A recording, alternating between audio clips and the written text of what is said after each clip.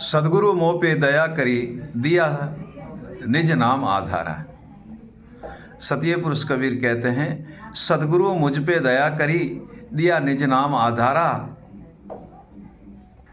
भवसागर के बंद से गुरु तुरत उतारा पारा। हे प्रिय सज्जनों, सदगुरु दया करता है तब निज नाम आधार देते हैं और भवसागर के बंधन से तुरंत ही तार देते हैं।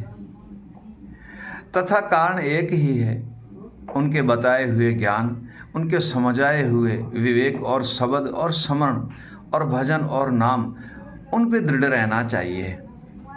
उनके परम भक्ति और भजन में लीन रहना चाहिए, उसके ज्ञान और विवेक में लीन रहना चाहिए और उसकी भक्ति और स्मरण में लीन रहना चाहिए। हे प्रिय सज्जनों, तब जाके हमें मोक्ष की प्राप्ति होगी, मुक्ति की प्राप्ति होगी, बंधन से मुक्त होंगे, निर्बंध का दर्शन होगा और परमात्मा का दर्शन होगा। हे प्रिय सज्जनों, जैसे कोई हम खेत के अंदर फसल लगाते हैं और उसे प्रेम और आनंद से और अपने लगन और वैराग से जब तक उसी फसल को हम पालन पोषण नहीं करते हैं या जल नहीं पिलाते हैं, हे प्रिय सज्जनों, तो वह फसल हमें फल नहीं देती।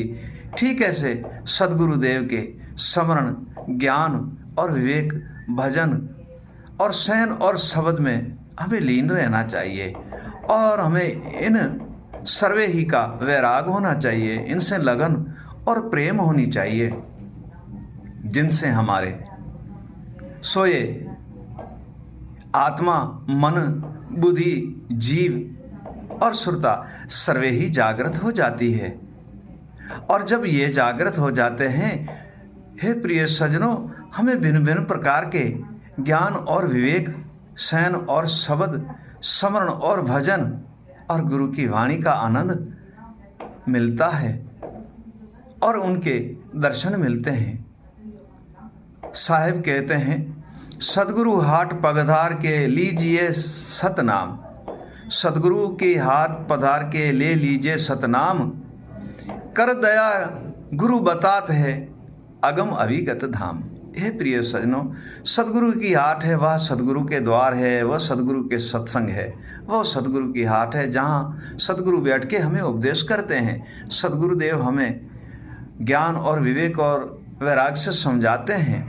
वही तो सदगुरु की हाट है जहाँ सदगुरु जिसी सत्संग में विराजमान है और उनकी चरण कमल की दया से, उनकी कृपा से हम सर्वे ही बंधन से मुक्त हो जाते हैं और निर्बंध का दर्शन करके परम तत्व